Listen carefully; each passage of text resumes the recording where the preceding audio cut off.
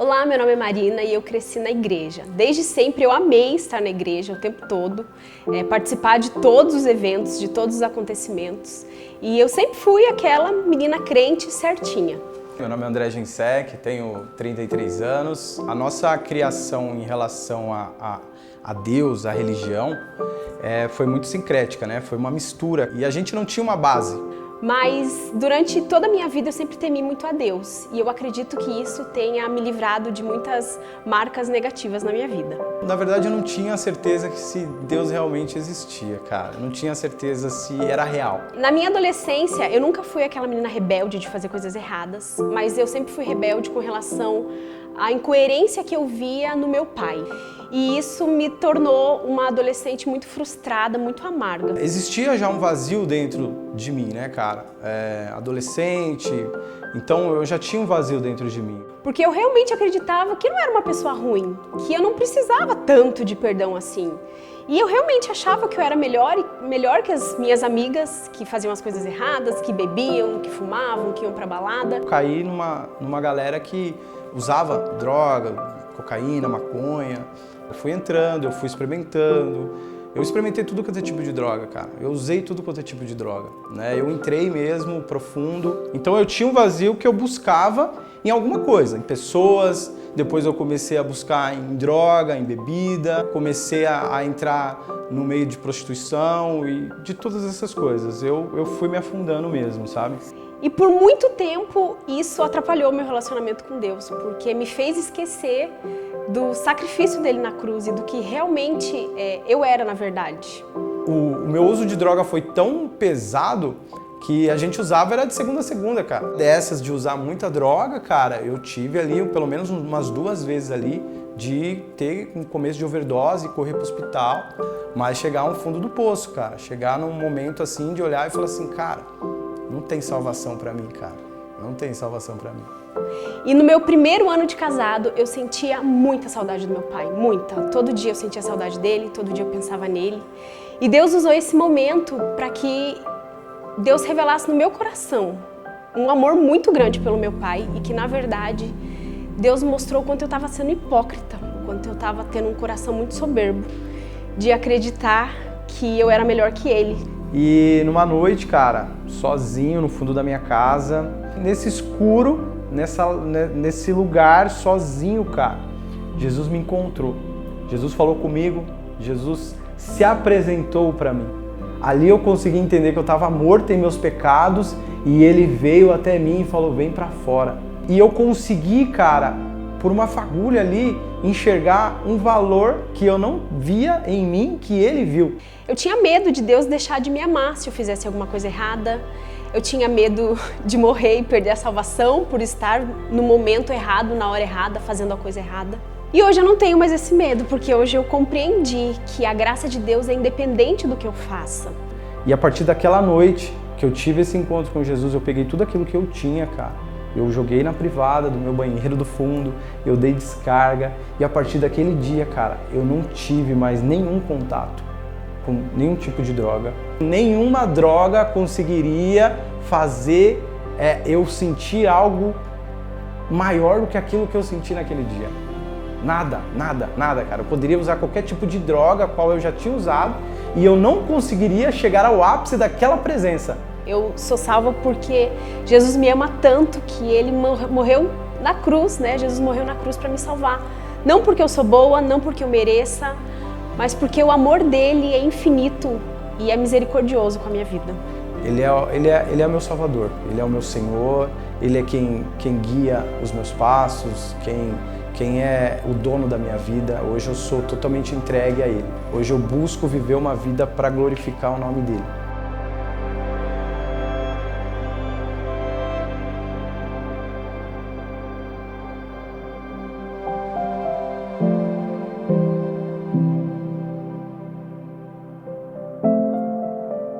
Muito bom dia, seja bem-vindo à Igreja Red. Eu sou o João, sou um dos pastores aqui da igreja e hoje tenho o privilégio de iniciar com vocês uma nova série de mensagens. Como você viu aqui nós já fomos impactados ouvindo pelo menos 2 histórias de pessoas que se encontraram com Jesus. Histórias nos empolgam. Essa série de mensagens começa hoje e termina no final desse mês, quando nós teremos o dia mais especial aqui para nós, que nós chamamos do dia do batismo. Lá naquele dia, no dia 29, nós teremos pelo menos 100 pessoas que tiveram encontros com Jesus e que decidiram publicamente contar para todo mundo como foi esse encontro. Decidiram dizer para as pessoas que Jesus transforma vidas. Histórias como a do André, que a gente ouviu aqui, histórias como a da Marina e tantas outras. Nós vamos ouvir lá no dia 29 e ver gente dizendo isso. Por isso nós vamos contar histórias nos próximos dias.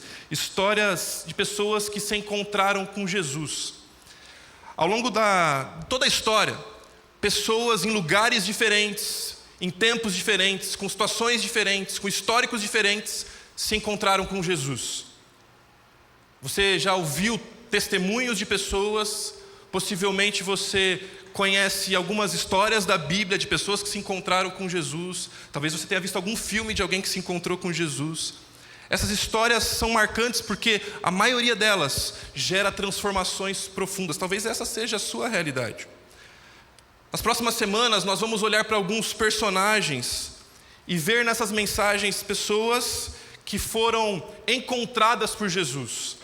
E quando elas encontraram com o Senhor, o que aconteceu? Como foi esse encontro? O que foi gerado a partir dali? O que de tão impactante acontece quando pessoas se encontram com Jesus? Histórias diferentes de pessoas que se encontram com Jesus. Talvez para muitos aqui eu seja um rostinho novo. E eu quero contar um pouco da minha história para você. Esse rostinho bonito ali no canto sou eu, tá bom? Bom, eu cresci em uma família religiosa, que desde muito pequeno me levou, essa família toda ia comigo para a igreja. A família dos meus pais, a família dos meus avós, tanto paterno quanto materno, eram famílias religiosas, que me falavam sobre Deus, me falavam sobre Jesus desde pequeno. Na verdade, me levavam à igreja para ouvir essas histórias. Eu era de uma família bastante simples, uma família que, além de viver com meu pai e com minha mãe, tinha minha irmã que estava lá, e nós íamos, ou melhor, a realidade sobre Deus era algo sempre presente. Para mim, Deus existia, e nem era questionável isso. Eu posso afirmar que nessa família, com certeza, além de ouvir de Deus, eu fui muito amado e fui bem cuidado pelos meus pais. Toda a minha família ia aos domingos à igreja, até que, depois de um tempo, meu pai parou de ir, meu pai exigia que a gente fosse, mas não queria mais participar dos encontros. Meu pai dizia que tinha um relacionamento com Deus, ou pelo menos era assim que ele entendia, mas falava assim, isso é para você, não é mais para mim. Eu era uma criança muito tímida, mas eu tinha alguns amigos, e os principais amigos que eu tinha também estavam na igreja. Só que quando eu cheguei ali no início da minha pré-adolescência, quase adolescência, eu comecei a perceber algo que eu não tinha noção quando eu era criança. Eu comecei a observar o relacionamento dos meus pais, o relacionamento dentro de casa, e eu vi que muito do que a gente ouvia na igreja, do que eu aprendia, que eu prestava atenção em cada uma das mensagens que eram ensinadas ali, não era exatamente o que eu via dentro de casa. Na verdade, o que eu via dentro de casa era muito diferente do que eu ouvia na igreja. A nossa família era marcada por muitas brigas. Isso gerou grandes impactos sobre a minha vida, sobre a vida da minha irmã também. Além disso, eu não via coerência na prática dos meus pais, por exemplo.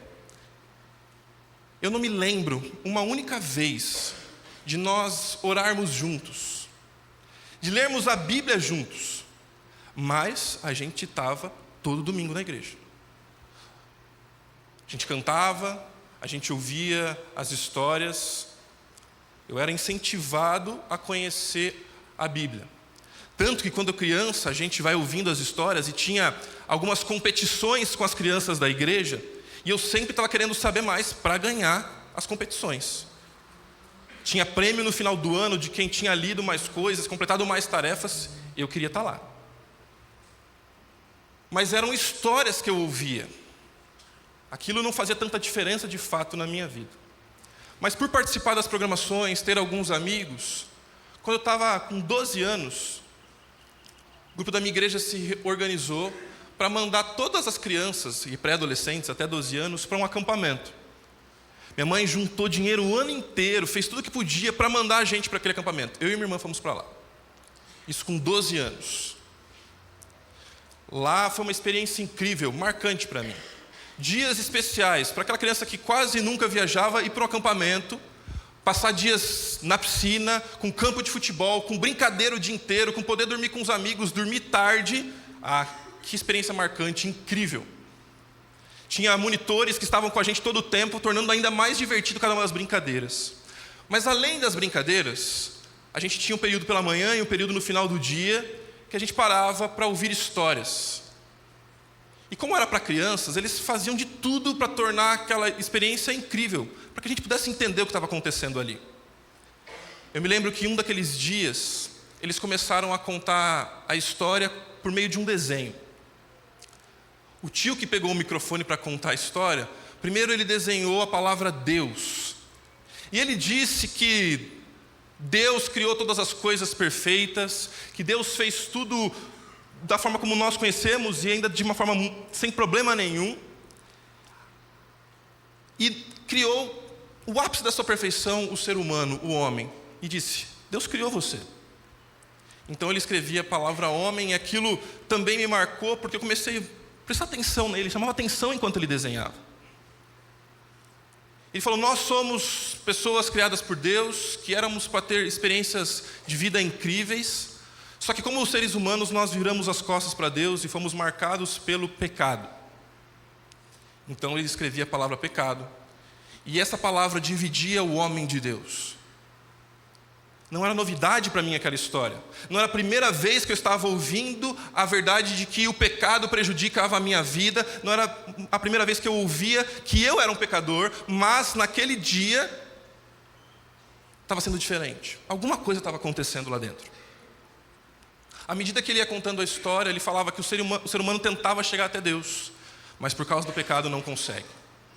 Até que Deus enviou o seu Filho, Cristo Jesus.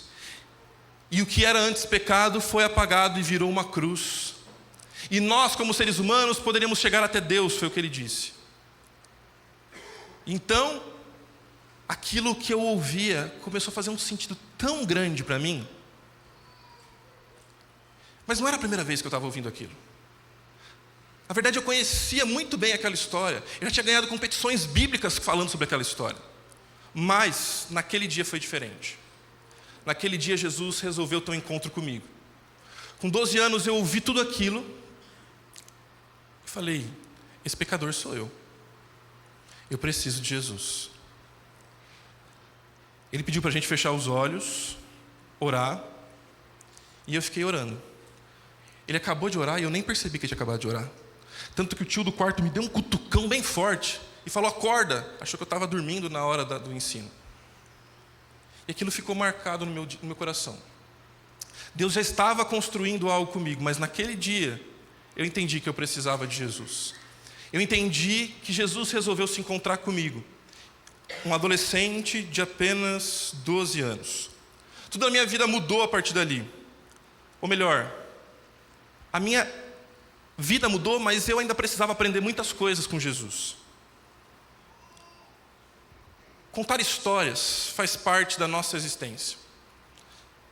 Nós todos somos contadores de histórias. Quando você vai se apresentar, você conta um pouco da sua história. Meu nome é tal, eu vim de São Paulo, vim do Paraná, vim do Rio Grande do Sul, como eu vim de Tupã. Você conta um pouco de quem você é, onde você estudou, com o que você trabalha, se você é casado, se você tem filhos, você conta a sua história. Numa entrevista de emprego, você conta histórias. Por que nós contamos histórias? Porque histórias são importantes para nós. Talvez você já tenha contado a história para alguém de como você chegou aqui na Red. Porque um amigo te convidou, você estava vivendo dias difíceis. Você decidiu porque você passou aqui na frente e viu uma movimentação muito grande. E decidiu vir aqui. Você conta histórias. Você conta histórias de como você conheceu a sua esposa, o seu marido, do dia que seu filho nasceu.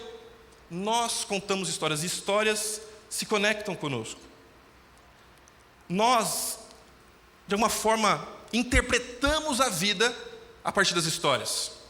Nós pensamos a realidade a partir das histórias. Veja comigo o que o Andrew Stanton diz. Ele é um dos roteiristas dos filmes do Toy Story. Ele diz o seguinte: todos nós adoramos histórias. Você gosta de histórias, eu gosto de histórias. Nós adoramos histórias. Por isso que nós nos conectamos tanto com elas. Por isso que você assiste série. Por isso que você fica viciado na série. E você assiste um episódio. E de repente você assiste outro. E você precisa parar porque amanhã você vai trabalhar. E de repente é 1, 2, 3, 4 da manhã e aquela história continua ali com você. Nós gostamos de histórias. Nascemos para elas. As histórias confirmam quem nós somos. Todos nós queremos confirmações de que a nossa vida tem algum sentido. E nada confirma mais isso do que quando nos conectamos por meio de histórias. A gente quer entender onde a nossa história está, onde nós nos encaixamos.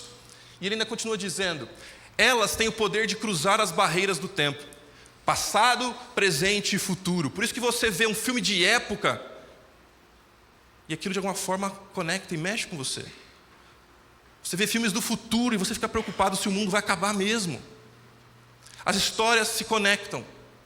Por meio de histórias reais ou imaginárias, percebemos nossas semelhanças com outras pessoas. Veja bem, nós estamos acostumados com ouvir falar sobre storytelling. E um dos que identificou isso, principalmente pensando nas palestras do TED, que é um dos ambientes de melhor comunicação hoje em dia, o Carmine Gallo disse o seguinte: histórias transformam conceitos abstratos em ideias concretas, emocionantes e memoráveis. O que eu quero dizer com isso é que nós ensinamos você aqui. A gente fala alguma coisa, a gente diz que Jesus morreu, a gente diz que Jesus é bom, nós ensinamos doutrinas bíblicas, informações importantes da palavra de Deus. Mas é bem provável que você não se lembre de todos os conceitos. Você nem se lembra da fórmula de Bhaskara que você aprendeu na escola, certo? Para que isso serve mesmo? As informações passam na nossa mente. Nem sempre a gente guarda tudo que a gente deveria guardar. Ou muitos de nós não guardam nada, né? Se não anotar hoje em dia, aí lascou. Mas as histórias se conectam. Se eu começar a contar um episódio de uma série para você que você assistiu, você vai lembrar. E as histórias mostram para nós coisas importantes, ou nos lembram de coisas importantes. Coisas que parecem tão difíceis se tornam concretas em histórias, se tornam memoráveis e marcam as nossas vidas. Deixa eu provar isso para você. Você certamente já ouviu falar sobre essa história. Conhecida a história dos 3 porquinhos. Talvez você tenha até contado essa história para alguém. Onde tem um lobo mau e 3 porquinhos. Nessa história, que você conhece muito bem o enredo, você aprende principalmente uma lição. Algo que era só superficial na história passa a ser concreto nas nossas vidas. Você descobre que é melhor construir uma casa direito, ainda que dê trabalho, ainda que toda obra atrase, você sabe bem disso, certo? Mas você sabe que é melhor construir uma casa direito do que ter preguiça. Isso te ensina várias coisas para o seu trabalho, para a sua família. É melhor construir as coisas com cuidado do que fazer de qualquer jeito. Por quê? Porque a vida vai ter lobo mau, vai ter vento, vai ter problema. E quando chegar lá, como que está a tua casa? Bom, com Toy Story você também aprende lições. Você assiste, você se emociona, você gosta dos gráficos. Se você assistiu o primeiro Toy Story, saiba que você está ficando velho. Porque o primeiro Toy Story é de 1997. Tem gente aqui que já se sentiu mal agora, né? Bom, com Toy Story você aprende que você tem sempre um amigo do seu lado. Ou, amigo, eu estou aqui. Que em momentos complicados, quando as coisas não estão dando certo, um amigo vem para te ajudar. E que é importante você ter amigos. É importante você estar com pessoas. É importante ter pessoas que cuidam de você, que você pode cuidar das outras pessoas. Bom, aqui eu vou revelar se você é um das séries. Tem gente que até já chora agora, né? Se você chegou no último episódio, quero confessar aqui publicamente que eu também chorei, tá bom? Bom, com This Is Us, você aprende que a vida, ela pode ser muito incrível e cheia de problemas ao mesmo tempo. Você aprende que nós precisamos de família e que família é algo muito especial, mas também é na família que tem os nossos piores traumas. Você aprende que ali a gente tem que investir a nossa energia, que vale muito a pena. Mas também você descobre que família não é tão fácil assim. Principalmente porque nós temos um problema com Deus, a gente ouviu isso nas últimas semanas aqui. Mas não é só nas histórias sociais, na história do drama, daquilo que você aprende nos livros, nos filmes, que nós aprendemos lições. Algumas histórias na Bíblia, você assiste, por exemplo, The Chosen, ou você lê algumas histórias da Bíblia e você se conecta com elas. Você se identifica com o que está acontecendo ali. Não é você ali. Diferente das outras histórias que eu mencionei, aqui são histórias reais, de gente real. Gente que se encontrou com Jesus, gente que teve um encontro com Deus, gente que realmente passou por aquilo. Mas aquelas histórias geram conexões com a gente. Aquelas histórias mexem conosco. E é exatamente aqui que a nossa série de mensagens está. Com histórias de pessoas que se encontraram com Jesus. Você tem histórias como a de Paulo, que vai ser exatamente o primeiro encontro que nós vamos conversar. Nas histórias bíblicas, nós vemos quem Deus é, como Ele é e quem nós somos. Por isso, a nossa série se chama Encontros. Pessoas que foram encontradas por Jesus. E o primeiro personagem que nós vamos conversar é o chamado apóstolo Paulo. O encontro de Jesus com Paulo. Você já deve ter ouvido falar sobre Paulo. A maioria das cartas do Novo Testamento foram escritas por Paulo. Paulo era um religioso fanático, um judeu. Paulo era um conhecedor da lei, do Antigo Testamento. Paulo também é marcado por ser um perseguidor da igreja. Por quê? Porque ele era contra o cristianismo. Quem era este apóstolo Paulo? Quem era o apóstolo Paulo? Quero ler com você, por favor, o texto que está em Atos, capítulo 22, versículo 3 em diante. Acompanha comigo, por favor. Então Paulo disse: eu sou judeu, nascido em Tarso, cidade da Cilícia. Fui criado aqui em Jerusalém e educado por Gamaliel. Como aluno dele, fui instruído rigorosamente em nossas leis, em nossos costumes judaicos. Tornei-me muito zeloso de honrar a Deus em tudo que fazia, como vocês são hoje. Aqui, Paulo está diante de algumas autoridades judaicas. E ele está sendo condenado, preso, por amor a Jesus. E ele conta a sua história. A história de Paulo é tão marcante, e a conversão dele, a mudança de vida que acontece nele, é tão marcante que talvez seja uma das mais marcantes na história da igreja, que só no texto de Atos, Lucas relata 3 vezes. Uma vez o próprio Lucas diz, e outras 2 ele narra o apóstolo Paulo falando sobre essa história. E essa é uma delas. Paulo está falando com alguns religiosos, com pessoas que estão se opondo a ele sobre a sua história. E ele continua dizendo: eu fui ao encalço dos seguidores do caminho. O caminho aqui são os cristãos. Esse era um termo que era usado para falar sobre aqueles que seguiam Jesus, que seguiam o caminho de Jesus. E esse não era um termo bonito, era até pejorativo.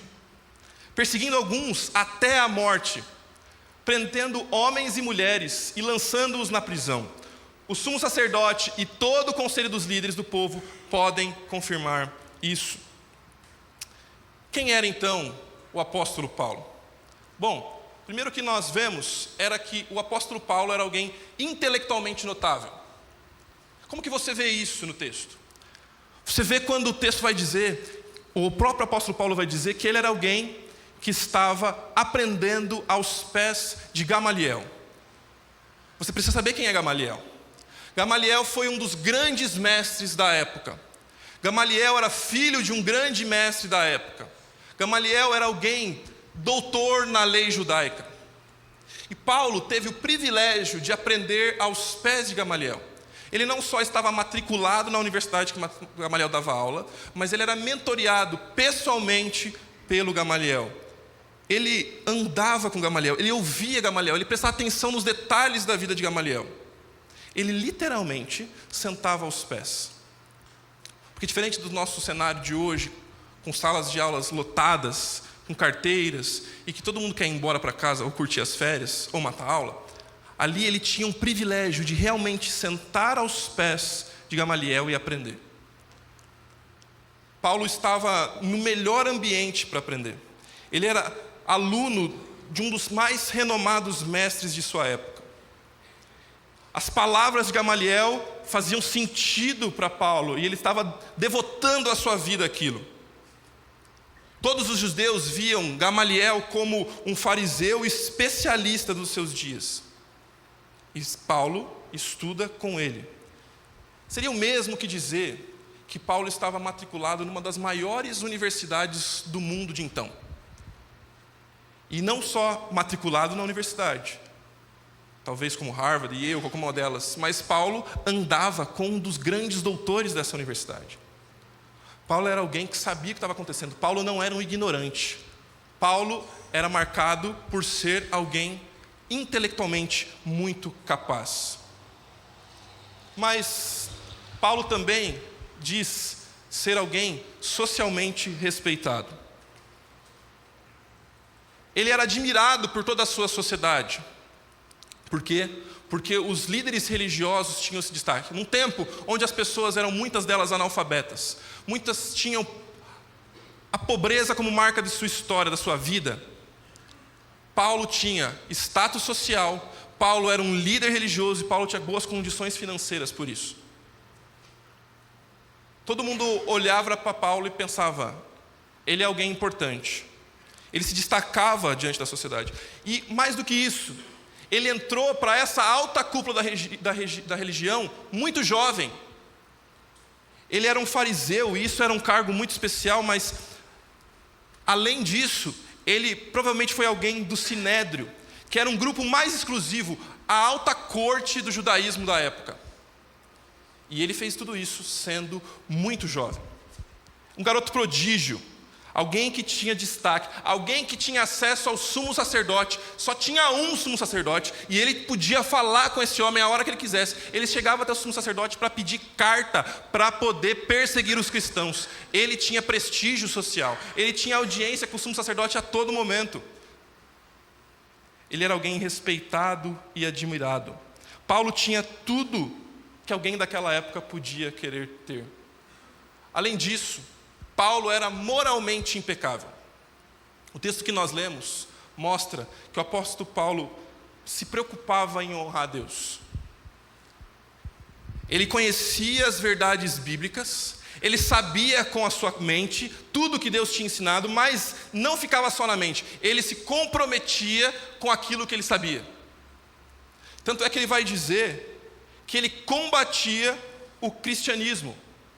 E pode parecer algo ruim para você, mas na verdade, o que Paulo estava fazendo, pelo menos na mentalidade dele, era preservar a santidade, preservar a pureza de Deus, ou da verdade de Deus.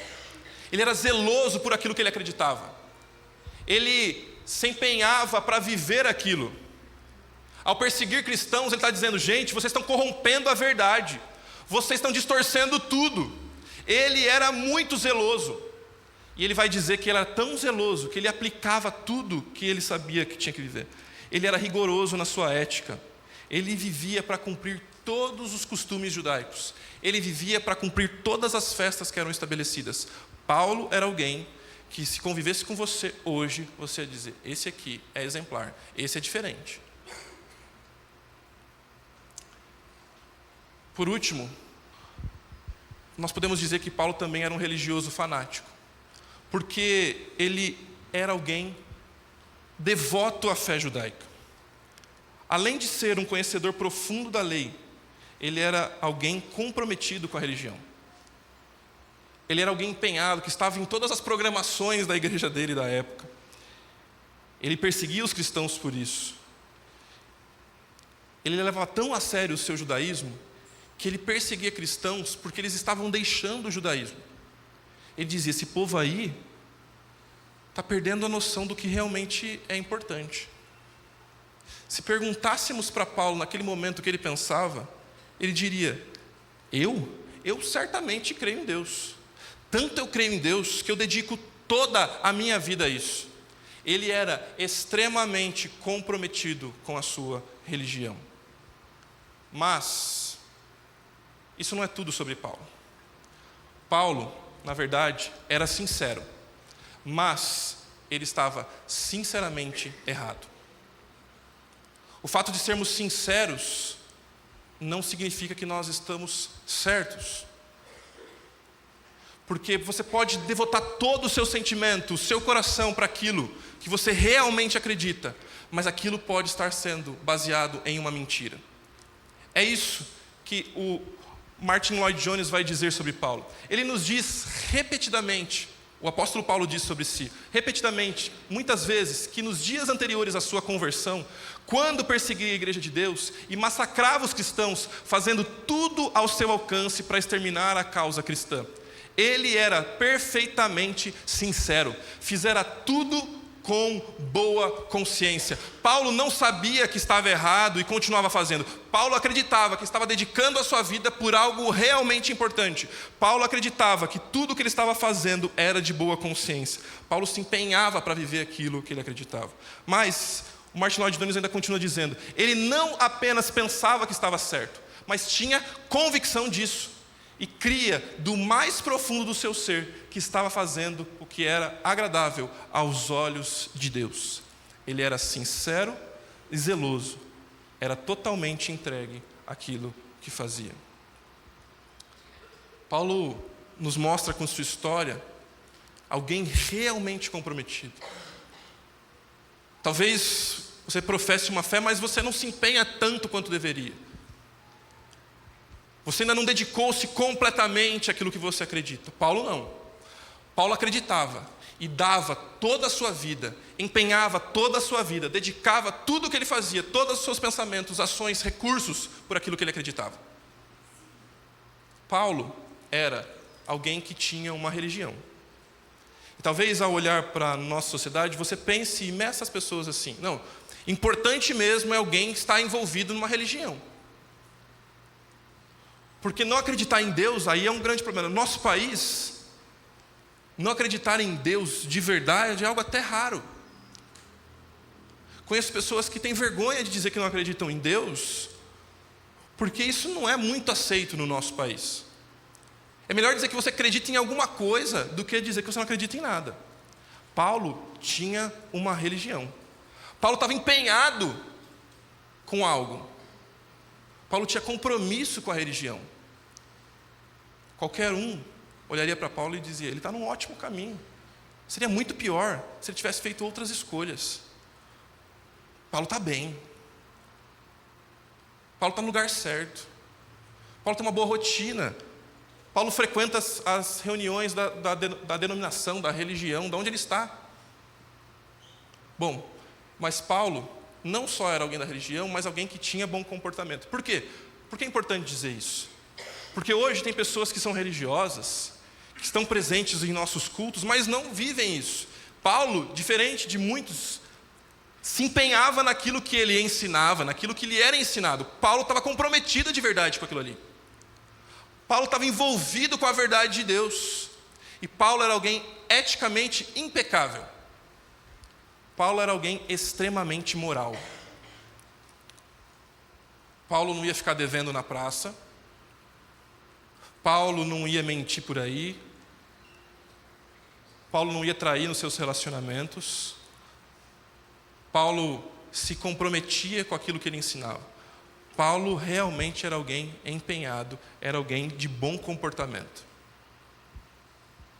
Alguns que talvez nós diríamos, esse aí é tão bom, que já pode até ir para o céu. Além disso, Paulo acreditava que tinha um propósito de vida. Paulo não vivia um dia após o outro apenas. Paulo tinha noção do que para que ele existia. Tanto que ele se empenhava para poder perseguir hereges. Era assim que ele entendia que estava sendo à sua volta. Paulo se empenhava para perseguir pessoas que estavam deixando a fé judaica. É isso que quero dizer. Paulo estava se empenhando para mostrar o verdadeiro caminho. Paulo queria mostrar a religião pura. E ele perseguia todos aqueles que estavam vendo outra coisa que ele acreditava que era algo impuro. Paulo estava empenhado em seu propósito de vida. Paulo não estava perdido, que vivia apenas um dia após o outro. Paulo estava dedicado àquilo. E sabe, talvez tão complicado quanto, Paulo conhecia a Bíblia. Paulo tinha inúmeros versos bíblicos, histórias bíblicas memorizados. Lembra? Paulo era um acadêmico. Paulo era um estudioso. Tanto que no final da sua história, ele vai pedir que ele preso, que levem livros para ele.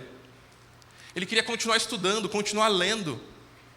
Porque Paulo conhecia e amava as Escrituras. Paulo conhecia os principais filósofos. Paulo, além de ser alguém inteligente, era alguém que conhecia sobre a Bíblia. Paulo sabia que Abraão tinha entregue toda a sua vida a Deus e dedicado o seu próprio filho. Paulo sabia que Deus tinha criado todas as coisas. Paulo conhecia as histórias sobre o rei Davi, como o rei Davi tinha virado as costas para Deus, seus pecados, seu momento de arrependimento. Paulo conhecia a Bíblia. Paulo sabia textos decorados. Com certeza Paulo sabia a Bíblia de cor muito melhor do que eu. Só que tem um problema na história de Paulo. Paulo não tinha Jesus. Crer numa coisa, se devotar por ela, se entregar por ela, não necessariamente faz dessa coisa algo correto, certo? Porque, segundo a Bíblia, só existe uma única verdade. E essa verdade é Jesus. Podemos nos empenhar, crer, viver, confiar, nos lançar por outras tantas coisas, mas segundo a Bíblia, só existe uma única verdade: Cristo Jesus é a verdade. E Paulo se empenhou conhecendo a Bíblia, Paulo se empenhou conhecendo a religião, Paulo se empenhou sendo alguém moralmente capaz, ético, mas Paulo não tinha tido um encontro verdadeiro com Jesus. E aí, agora, a gente pode ir para o segundo ponto, falando sobre quando Paulo encontrou Jesus. E aqui tem uma pausa importante. Porque não é só o fato de Paulo ter ido até Jesus, mas veja que aqui nós estamos dizendo que Jesus encontrou-se com Paulo. E a verdade é que é isso que acontece nas nossas vidas também. Antes mesmo de você ter ido ao encontro de Jesus, Jesus já foi ao teu encontro. Jesus já veio a esse mundo para nos encontrar. Jesus tem cuidado e tomado conta da sua história para que Ele tenha um encontro contigo. Talvez isso já aconteceu no passado, já tenha acontecido, talvez esteja acontecendo hoje. Jesus vem se encontrar conosco. E é isso que aconteceu com Paulo. Porque Paulo, na verdade, estava fugindo de Jesus.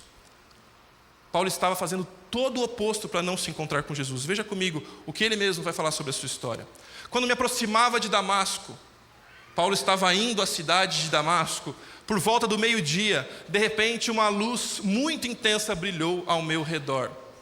Caí no chão e ouvi uma voz que me disse: Saulo, Saulo, por que você me persegue? Pausa importante aqui, talvez você tenha ouvido falar que Paulo caiu do cavalo, e saiba que a Bíblia não diz isso, tá bom? Paulo pode ter caído de um cavalo? Pode, mas o texto diz que Paulo caiu ao chão, nem fala que ele estava andando de cavalo. Nenhum dos textos mostra isso para a gente. Pode ser, pode não ser, mas o que nós sabemos é que Paulo estava indo a Damasco. De repente Paulo vê uma forte luz, então ele ouve uma voz que diz: Saulo, Saulo, por que você me persegue? Saulo é o nome de Paulo no idioma judaico. Paulo depois vai ser o nome dele no idioma grego, por isso que aqui está: Saulo, Saulo, por que você me persegue? Saulo, Saulo, por que você me persegue? O texto continua dizendo: então eu perguntei, que devo fazer, Senhor? Depois de reconhecer que alguém estava falando com ele, Paulo vai perguntar: o que eu devo fazer então, Senhor? E o Senhor me disse: levante-se e entre em Damasco, onde lhe dirão tudo o que você deve fazer. A luz intensa havia me deixado cego, e os meus companheiros tiveram de me levar-me pela mão a Damasco.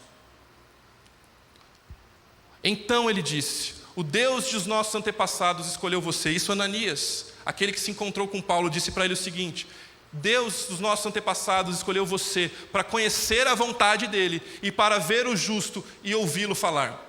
Você será testemunha dele, dizendo a todos o que viu e ouviu. O que está esperando, levante-se e seja batizado. Fique limpo de seus pecados, invocando o nome do Senhor. O que Paulo está mostrando para nós é que ele teve um encontro pessoal com Jesus. Jesus que já havia ressuscitado. Jesus tinha morrido, passado 3 dias, ressuscitou. E ele teve um período entre os seus seguidores antes de ir aos céus. Jesus já tinha estado aqui, mas Jesus ressuscitado vai ao encontro de Paulo.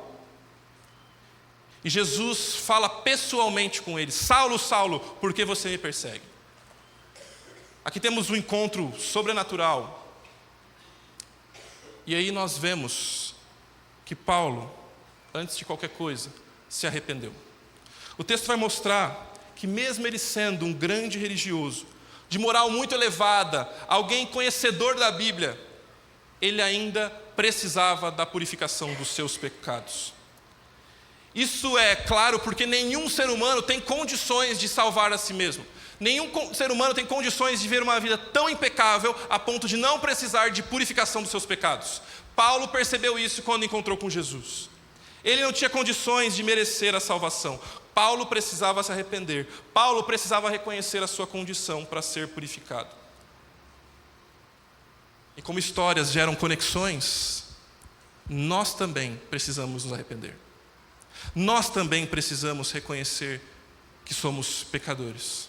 Nós também precisamos reconhecer que sem Jesus a nossa vida não faz sentido. Paulo se rendeu a Jesus.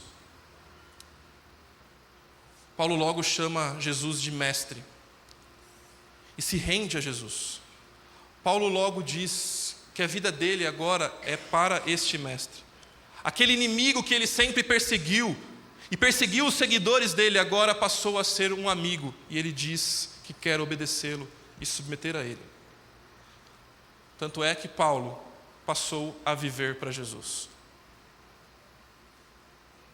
Paulo se arrependeu, Paulo reconheceu que precisava de Jesus, e Paulo agora passou a dedicar a sua vida a Jesus. Ananias, quando fala com Paulo, diz: Paulo, Jesus te chamou para agora viver com Ele, andar com Ele e ser um ministro dEle, ser alguém que compartilha a verdade para os outros. Paulo passou a viver para Jesus. Paulo não mais vivia pelos seus dogmas, pelas suas crenças, por aquelas verdades que ele tinha e que ele ouvia do judaísmo. Agora ele passa a viver pelas verdades que ele aprendeu com Jesus e a partir de Jesus. E Paulo se tornou então uma testemunha de Jesus. Tanto é que logo no início da sua jornada cristã, ele é convocado para compartilhar as verdades sobre Cristo Jesus com os gentios.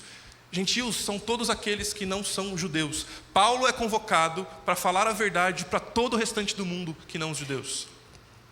É por isso que a verdade chega aqui para nós. Por isso que nós conhecemos tanto o apóstolo Paulo. Por isso que você conhece tanta gente que chama Paulo. Porque foi o apóstolo Paulo que iniciou a jornada de compartilhar o evangelho, compartilhar a verdade de Jesus para aqueles que não eram judeus. E você se encaixa nisso. Paulo, quando encontrou Jesus, quando foi encontrado por Jesus, ele virou uma testemunha de Jesus. John Stott diz o seguinte: se perguntarmos o que causou a conversão de Saulo, só existe uma resposta possível. Não se decidiu por Cristo, como poderíamos dizer. Pelo contrário, ele estava perseguindo Cristo. É melhor dizer que Cristo se decidiu por ele e interveio em sua vida. É o pecado que nos encarcera e a graça que liberta. Portanto, a graça de Deus nos liberta da escravidão do nosso orgulho, preconceito e egocentrismo, fazendo-nos capazes de nos arrepender e crer. O que Paulo teve no encontro com Jesus foi um encontro com a graça de Deus. Paulo foi encontrado por Jesus, porque Paulo não estava procurando por Jesus, Paulo estava fugindo de Jesus, estava atrapalhando cristãos de seguirem a Jesus, mas Paulo recebeu um chacoalhão de Jesus, então Paulo se arrependeu e creu. Isso é a graça de Deus. Nós não podemos fazer outra coisa senão engrandecer a graça de Deus, que teve misericórdia de um fanático enfurecido como Saulo de Tarso e de criaturas tão orgulhosas, rebeldes e obstinadas como nós. Agora, essa não é uma mensagem sobre Paulo, mas é sobre como Jesus encontra com Paulo. Porque talvez ao ouvir essa mensagem você pense, poxa, eu preciso viver como Paulo. Paulo é um ótimo exemplo, Paulo é alguém incrível, eu vou botar o nome de Paulo no meu filho, que a minha esposa está grávida.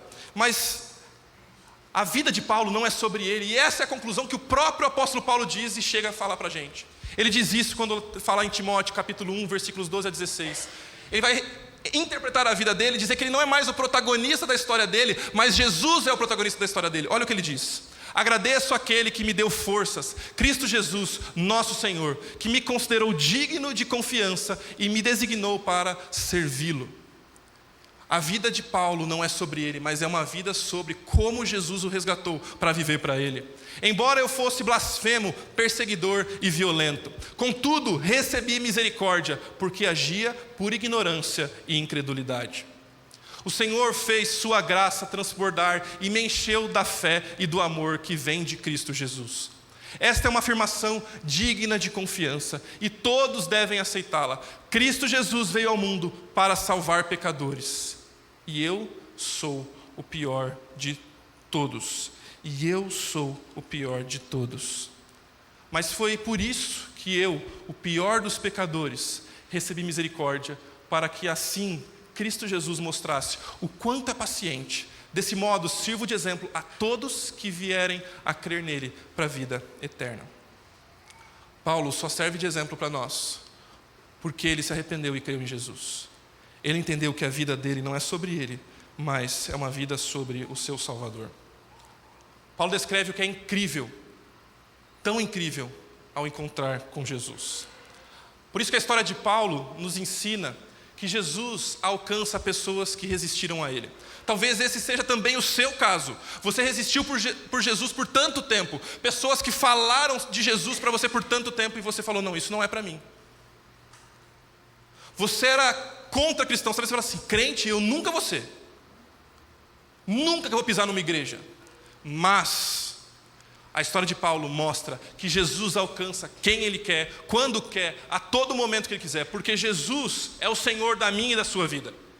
Jesus alcança pessoas que resistiram a Ele. Será que você está resistindo a Jesus? Jesus também alcança pessoas sinceras, mas que estão sinceramente erradas. Pessoas que se devotaram uma vida toda às suas próprias convicções, mas no final, a verdade é que essas pessoas não acreditam em nada, acreditam apenas em si mesmas. E elas precisam de alguma coisa que as convença. Meu querido, minha querida, a única verdade que permanece realmente firme o suficiente, o único terreno suficientemente estável é Jesus Cristo, é o nosso Senhor, o nosso Salvador. Não é a nossa sinceridade que nos salva, mas é nos rendermos a Jesus. A história de Paulo também nos ensina que Jesus alcança pecadores, gente boa. Talvez você diga, não, eu reconheço que eu sou um pecador, mas eu não sou tão ruim assim. Eu me lembro quando fui falar de Jesus para uma pessoa, e para não ter que aceitar aquela mensagem ou ouvir até o final, ele disse, eu não sou tão ruim assim. Na verdade, eu até acho que eu vou para o céu.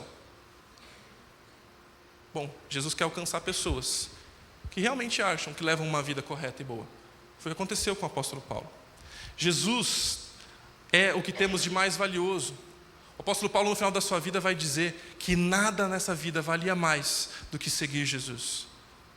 Ele vai dizer que para ele o viver era Cristo e o morrer é lucro por poder estar com o Senhor para todo sempre.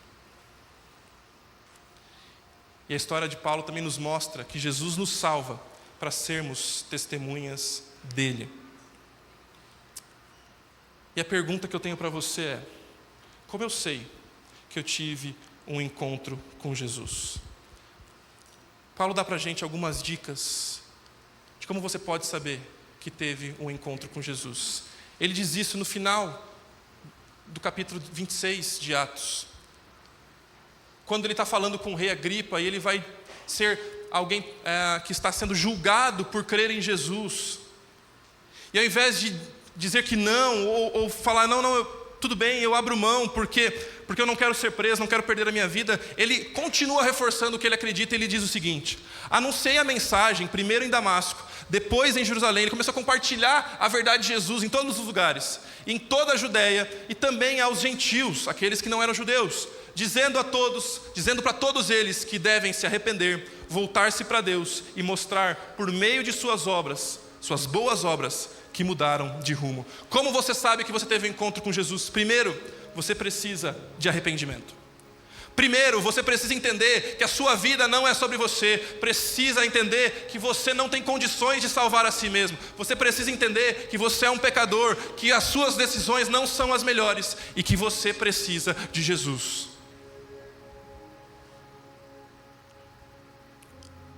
Para ter um encontro com Jesus, nós também precisamos confiar nele. Isso é fé.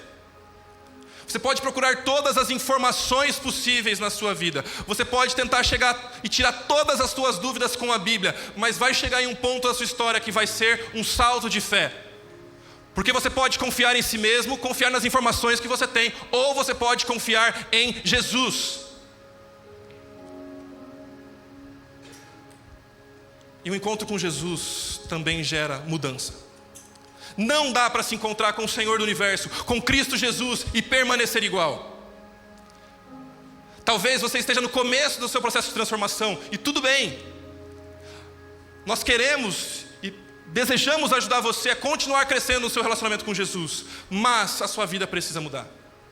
Ainda que você tenha uma vida extremamente comportada, você precisa perceber que a sua história não é sobre você, que a sua justiça não é sobre você, mas é como você precisa depender de Jesus para viver. Talvez você viveu uma vida totalmente perdida, com decisões ruins. Você também precisa mudar. Todos nós precisamos mudar. Eu cresci na igreja, tomei decisões quando era adolescente, que eu dizia não para algumas coisas, e eu comecei a me achar, achando que eu era especial diante dos meus amigos, porque eu levava Deus mais a sério. E eu descobri que não era sobre mim, não era sobre a minha justiça, nem minha capacidade de obedecer, mas era sobre um Jesus que veio me salvar, porque eu não conseguia fazer isso sozinho. Antes de Jesus, nós somos autossuficientes. Nós acreditamos muito em nós. A gente tenta com os nossos próprios esforços conquistar os objetivos da nossa vida. Mas quando nós encontramos com Jesus, nós passamos a ser dependentes. Tudo que a gente quer se render, tudo que a gente quer se entregar, tudo que a gente quer depender, porque a minha vida agora não está mais nas minhas mãos, mas está nas mãos do Senhor do Universo, Cristo Jesus, que me salvou. Antes de Jesus, nós confiamos na nossa obediência, nós acreditamos que dá para fazer tudo de jeito corretinho, que se eu for um adolescente comportado, o meu futuro vai ser garantido, que se eu fizer um bom trabalho, as coisas vão acontecer do jeito que eu espero. Mas meu querido, minha querida, a vida não é linear. E o que nós aprendemos quando encontramos com Jesus é que nós confiamos na sua misericórdia. Não adianta você se esforçar muito, adianta você depender muito de Jesus e se entregar completamente para Ele. Antes de Jesus, nós vivemos procurando as bênçãos, procurando as alegrias, procurando satisfação. Você vem até Jesus até mesmo para conseguir conquistar os seus planos. E eventualmente você conquista o que a gente faz, vira as costas e abandona Deus. Mas quando nós encontramos Jesus, nós vamos até Jesus pela graça dEle. A melhor coisa da vida é andar com Jesus. Não existe nada mais importante, não existe nada mais especial do que a graça de Deus. Sem Jesus, nós vivemos para nós mesmos. Sem Jesus, você tenta satisfazer as suas alegrias. Como eu posso encontrar mais prazer? Como eu posso ser mais feliz? Quando você encontra com Jesus, você passa a viver para Jesus. O que eu quero não importa tanto assim. O que Jesus quer, isso importa, e é para isso que eu quero viver. Quando nós não encontramos Jesus, nós vivemos buscando reconhecimento. E sabe o que nos frustra? Quando nós não somos reconhecidos. Quando a menina que você gosta diz não para você. Quando você é mandado embora do seu trabalho porque outra pessoa pegou a sua vaga. Nós vivemos procurando reconhecimento. Nós queremos ser admirados. Nós queremos ser aprovados. Quando nós encontramos Jesus, nós agora não nos preocupamos com a nossa própria imagem, mas agora nós somos testemunhas dele. Nós vivemos para Ele. Você está sem Jesus ou você já teve um encontro com Ele? John Stott nos diz que quanto aos incrédulos, existem muitos Saulos de Tarso no mundo. Como ele, são intelectualmente bem dotados e têm caráter, homens e mulheres de personalidade, energia, iniciativa e impulso, tendo a coragem de suas convicções seculares, profundamente sinceros, mas sinceramente errados. Viajando de Jerusalém para Damasco e não de Damasco para Jerusalém, duros, teimosos, até mesmo fanáticos em sua rejeição a Jesus Cristo. Mas eles não estão fora de sua graça soberana, do alcance da graça de Jesus. Você pode ter andado uma vida toda contra Jesus, você pode ter andado uma vida toda dentro da igreja, mas não ter encontrado Jesus. Mas a graça de Deus está disponível neste momento para se encontrar com você. O que eu quero dizer é que não existe um coração tão duro que a graça de Deus não possa quebrar. Talvez você seja esse que está com um coração duro. Não existe nada nessa vida que faça mais sentido do que se encontrar com Jesus. Talvez você está sem esperanças, porque o seu filho está duro, virou as costas para Jesus. E eu preciso te lembrar que não existe um coração tão duro que a graça de Deus não possa quebrar. Talvez seja o seu marido que está com o coração duro. E eu preciso te dizer que não existe um coração tão duro que a graça de Deus não possa quebrar. Talvez seja um amigo, alguém com quem você se importa muito. Não existe um coração tão duro que a graça de Deus não possa quebrar.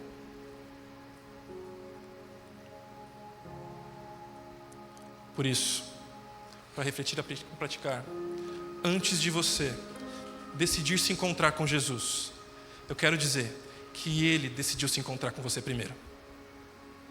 Antes de amarmos a Deus, Jesus decidiu nos amar. E a minha pergunta é: você já teve um encontro com Jesus? Segundo, encontrar Jesus nos leva a uma completa transformação. E a pergunta que só cabe a você responder: o que precisa mudar na sua vida hoje? As suas crenças, os seus valores, a forma com que você trata a sua esposa, o seu marido, os seus sonhos, os seus projetos. O que precisa mudar na sua vida hoje? E por fim, encontrar Jesus nos faz testemunhas dele. Compartilhe a sua história com Jesus, com todos que estão à sua volta. Você pode fazer isso tete a tete, você pode fazer isso usando suas redes sociais. Mas a maior história da sua vida não são das suas conquistas, não é nem mesmo a sua família, mas é o encontro com Jesus. Jesus não é o coadjuvante da sua história. Nós somos os coadjuvantes da grande história de Jesus. E Jesus tem nos transformado. E nós temos a responsabilidade de compartilhar com as pessoas sobre esse encontro tão precioso que tem transformado as nossas histórias. Eu quero convidar você a fechar os seus olhos e orar comigo. Deus, obrigado porque um dia o Senhor me encontrou. Obrigado, Senhor, porque isso não foi algo produzido pela minha própria vontade. Obrigado porque isso não dependeu da minha capacidade de buscar ao Senhor, nem de honrar ao Senhor, porque certamente não existia, Deus. Mas obrigado por seu infinito amor, conquistado na cruz, que morreu pelos meus pecados. E Deus, eu peço nesse momento que haja convicção de muitos aqui, que precisam ter esse encontro contigo. Alguns que precisam desse encontro pela primeira vez. Quebre corações, Deus. Traga luz para essas pessoas.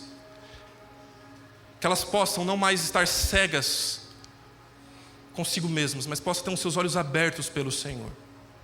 E Deus, talvez outras pessoas que precisam ter um encontro com o Senhor novamente, renovar aquilo que já se perderam, que precisam ter as suas vidas transformadas novamente, que precisam se comprometer de verdade contigo daqui para frente, que precisam compartilhar essa verdade com outros, que precisam apresentar, Deus, a verdade desse encontro para tantas pessoas. E peço, Deus, pelo nosso povo aqui, por nossa igreja, que o encontro com Cristo gere uma transformação tão incrível, que mais e mais pessoas venham se render ao Senhor. Que não sejam só 100 batismos neste mês, mas sejam muitas e muitas histórias que a gente tem aqui para contar, de gente que está sendo transformada pelo Senhor. Nós te agradecemos por Cristo Jesus, e porque Ele nos encontrou um dia. Em nome dEle que nós oramos, Deus. Amém e amém.